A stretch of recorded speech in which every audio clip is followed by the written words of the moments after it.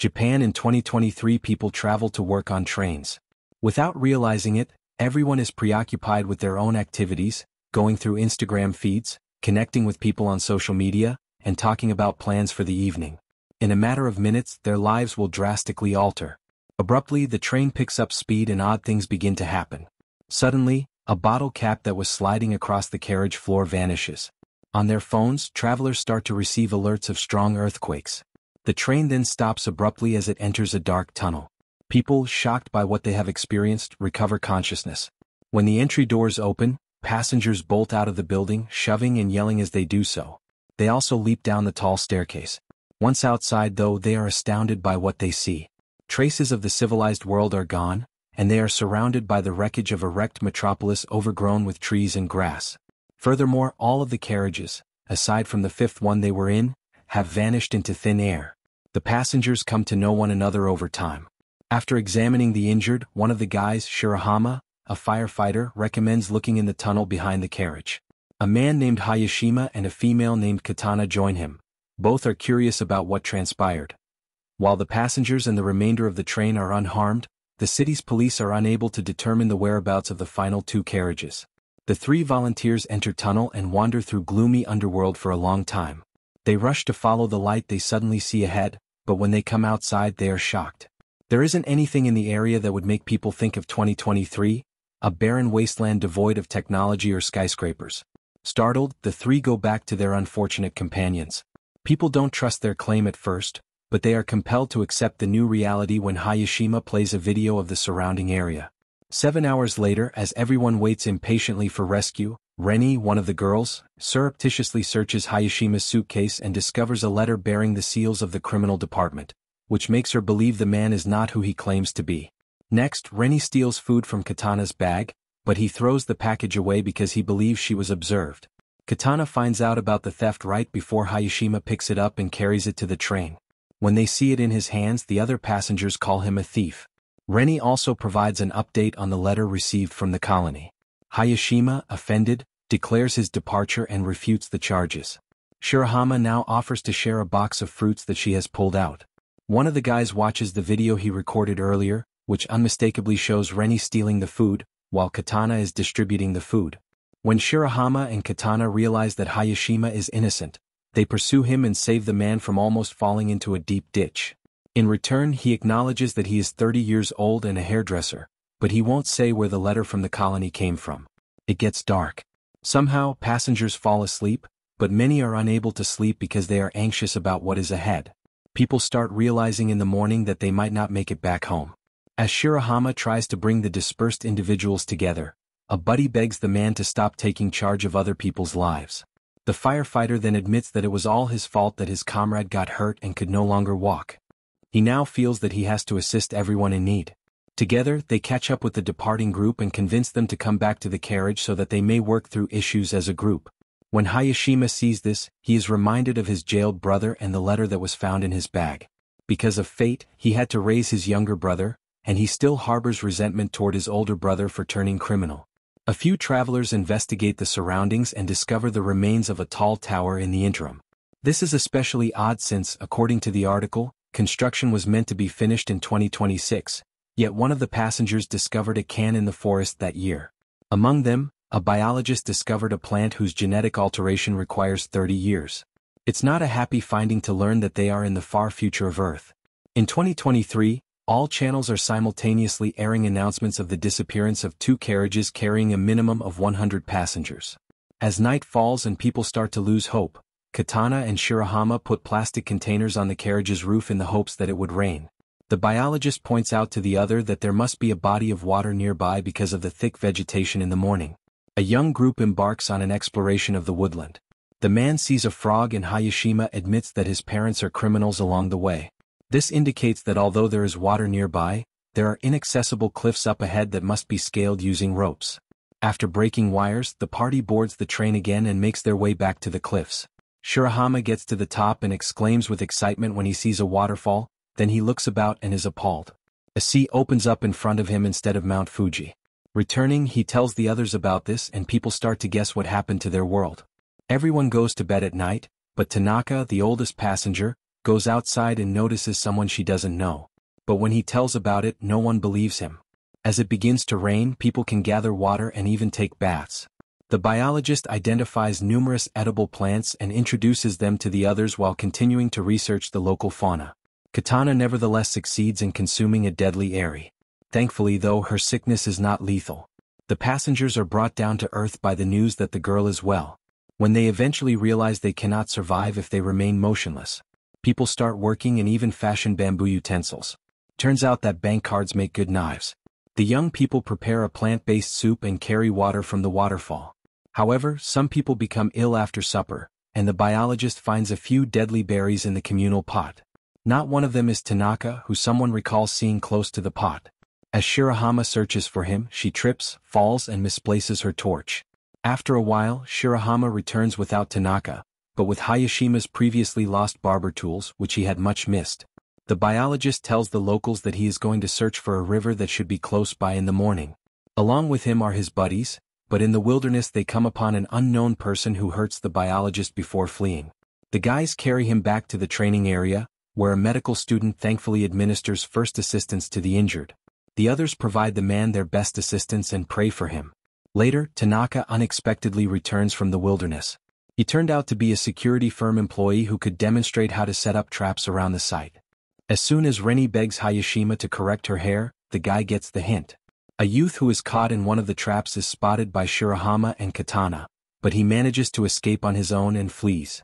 The boy instructs his pals to wait for him at the site and vanishes into the jungle while they race after him and eventually find themselves beside the river. When Hayashima notices that they have vanished, she follows the two of them. The teenager reappears at this point and guides the group to a carriage that strangely ends up being several kilometers away from the fifth carriage. Yamamoto, the head of the group from the sixth carriage, greets the passengers from the fifth carriage. Their carriage was fortunate to be close to the river, which offered an abundance of fresh water and fish as well. One of them was a constructor, and with his help, they managed to swiftly erect a camp and even construct a kitchen and bathroom. The person who hurt their biologist is located by the newcomers. He acknowledges that he acted fearfully, believing they were about to attack him. Yamamoto acknowledges that he feels there is a chance for a return to the past as he bows deeply and apologizes for his actions. The man informed them that early on they had discovered a tiny boat on the river, where he had successfully fixed the radio and received a signal that appeared to be from Canada and specified the year 2060. The man inferred from what he heard that a calamity struck in 2026. A large asteroid landed to Earth, creating severe earthquakes and tsunamis globally, instantaneously claiming billions of lives. The surviving species became extinct as a result of the dust that was blasted into the atmosphere blocking sunlight. The fact that the asteroid didn't fall by accident is crucial though. It was space garbage because, aside from state corporations, anyone with an interest could launch a satellite. One of the probes struck a satellite, which then struck an asteroid, causing its orbit to deviate. Hence, it was a man-made catastrophe. That's why it's so crucial to return to their year and influence the future. The passengers made the decision to take a bath by the river after being motivated by the sixth carriage's example. Tanaka, meantime, keeps getting worse by constructing a doll out of branches and conversing with it. The bath is ready for use in the morning. People wash their clothes and take a hot shower for the first time in many days. The boys discover an odd stone on the riverbank, which Yamamoto finds out about.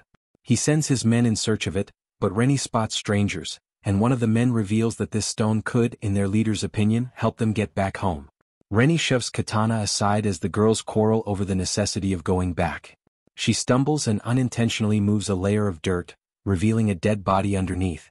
Tanaka, meantime, notices a statement regarding the hunt for a murderer in his description in a newspaper. During that moment, males from the sixth carriage assault Reni and Katana. Reni manages to escape and goes to her own carriage, where she reports about the found dead, while Katana makes her way through the forest to avoid the guys. While Katana makes her way to the boat and Shirahama and Hayashima rush to the neighbors, the girl is nowhere to be found. Meanwhile, the fifth carriage decides to build weapons. Yamamoto had to confess to the guys that he killed one of the passengers who suddenly became angry and started attacking others with a knife. He was acknowledged as a leader for this reason. The boys head home in the hopes that Katana has come back, but she hasn't, so the others are pushed to punish the guilty by going to the sixth carriage. And the lads head out to find the girl once more. When Yamamoto enters the boat, Katana hides inside. The female notices that the cables are disconnected even though he is acting as though he is phoning an unfamiliar station. When the man finds her, he admits that he wants to build a new society here and doesn't want to go back in time. He then ties Katana up and imprisons her in the cabin, where her cries are muffled. When one of the women advises retreating and seeking for a place where they may hide, the passengers of the 5th carriage in the morning are on the verge of attacking the neighbors. Guys from the 6th carriage go to the neighbors at this time to forage, but they get caught in traps. When more guys come and join the other passengers in the 6th carriage, a brawl breaks out. When the freed Katana shows up and accuses Yumamoto of lying, the fight breaks out into a genuine fight. He feels compelled to acknowledge the deceit, although all he intended was to lift people's spirits. The travelers choose to banish the previous leader nonetheless. The man gives them a notebook from the ship, which has information on the tower that might help them go back in time before departing.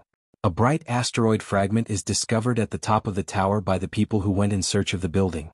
And in 2023, physicist Ray finds that a wormhole emerged in the tunnel at the exact instant that 2 carriages vanished, perhaps due to a disturbance in the space-time continuum, after examining the footage from the security cameras. The passengers discover the precise date of the accident by looking through Yumamoto's journal. They also have a piece of asteroids that has an amazing magnetic charge. One of the travelers recalls seeing what looked like a falling star in the sky the day before they left. Ray analyzes the same incident from the past and determines that it was a supernova explosion flare. Another expert appears later on to explain that supernovas are space explosions caused by stars that have reached the end of their life cycles and released a tremendous amount of energy. This, it seems, was what caused the time hole into which both vehicles tumbled. It implies that they must reopen this wormhole. When a strong storm moves in for the evening, individuals have no choice but to look for safer shelter options than the carriage. Tanaka unlocks the tunnel's rear entrance. His doll is unexpectedly snatched by a powerful gust and forced into the hurricane's vortex. However, the wormhole vanishes as soon as the storm passes, and scientists discover Tanaka's doll in 2023. Future travelers realize they need a strong energy source to activate the wormhole, so they begin searching for abandoned power lines. After excavating every post, the travelers discover an electrical substation with functional equipment that has been preserved in some way. When the next storm approaches, they reroute enough electricity into the tunnel to stabilize the wormhole and allow them to travel back in time. With the substation's power, the storm begins at night. The wormhole opens and everyone enters the carriage to save Tanaka, who refuses to return. There are just a few months left before the asteroid crashes when security service personnel open the carriage on May 1, 2026, after it has been swallowed by the hole and is racing through space and time. Following quarantine protocols, the travelers inform the authorities and provide fragments of the meteorite and peculiar future intentions as proof. The only people who don't buy into the tales of the impending catastrophe are the officials. Later, talk of the incident is all over the internet. The fact that the time travelers attract followers contributes to the suspense surrounding their tale of the impending end of the world. Since he has also followed the asteroid, scientist Ray grows increasingly certain that the travelers are speaking the truth. Before the voyage, one of the passengers held a prominent position in the government. She makes her way to the Minister of Defense, while another puts a plea on the internet alerting regular people to the impending threat. After listening to her old co-worker, she reveals that the government took their statements seriously and is getting ready to launch a missile that can change the asteroid's course so that it passes past Earth. The day of the disaster is drawing near as time goes by. The travelers make the decision to meet on the platform to see if they can stop the calamity from happening, and if not, to die together. However, the military accomplishes its mission and alters the meteorite's path, sparing humanity from certain death. An odd series that mixes up several views about humanity's imminent apocalypse. The story's ending, which emphasizes that every living thing on Earth is a product of its own activities, is quite relevant. And it is our common human responsibility to ensure the planet's future.